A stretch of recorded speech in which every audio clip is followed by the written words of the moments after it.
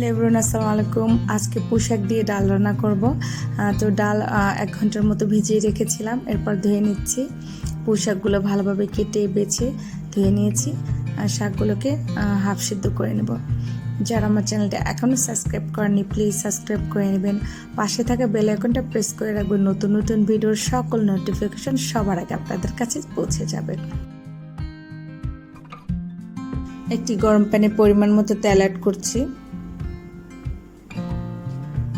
শুকনো মরিচ দিচ্ছি জাস্ট ফ্লেভারের জন্য, রসুন কুচি পেঁয়াজ কুচি অ্যাড করলাম, কালো জিরা দিচ্ছি। আপনারা এখানে কালো জিরা দিতে না চাইলে আপনারা আস্ত জিরা অথবা পাঁচফোড়নও দিতে পারেন। পরিমাণ মতো হলুদ মরিচের গুঁড়া দিচ্ছি, অল্প অল্প পানি দিয়ে মশলাটাকে ভালোভাবে কষিয়ে নেব।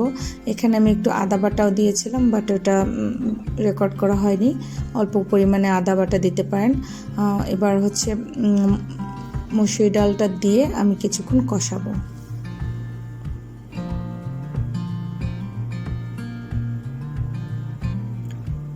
তেজপাতা অ্যাড করলাম, এটা আপনারা স্কিপ করতে পারেন চাইলে। আমার হাফ সেদ্ধ করা পুঁইশাকগুলো দিয়ে দিচ্ছি। পুঁইশাক দিয়েও আমি কিছুক্ষণ কষিয়ে নেব, প্রায় 2 মিনিটের মতো কষিয়ে নেব।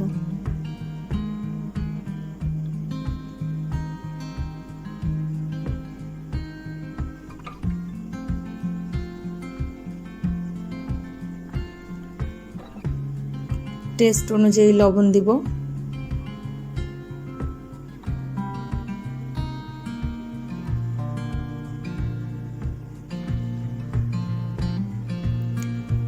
এ পর্যায়ে আমি গরম পানি অ্যাড করব। পানিটা অবশ্যই আপনার নিজস্ব পছন্দ অনুযায়ী দিবেন। কেউ একটু ঘন খায়, কেউ একটু পাতলা খায়, তবে মুসুরি ডালটা কিন্তু ঠান্ডা হলে একটু ঘন হয়ে যায়, তো পানিটা ওইভাবে বুঝিয়ে দিবেন।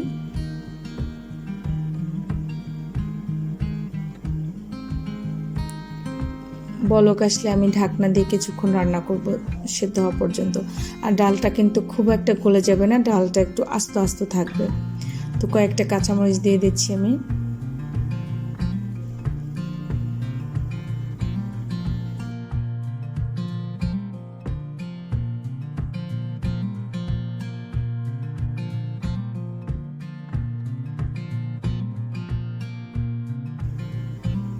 ধনিয়া পাতা দিয়ে দিচ্ছি। ফাইনালি রান্না শেষ হয়ে গেছে, খুব সহজেই রান্নাটা করেছি।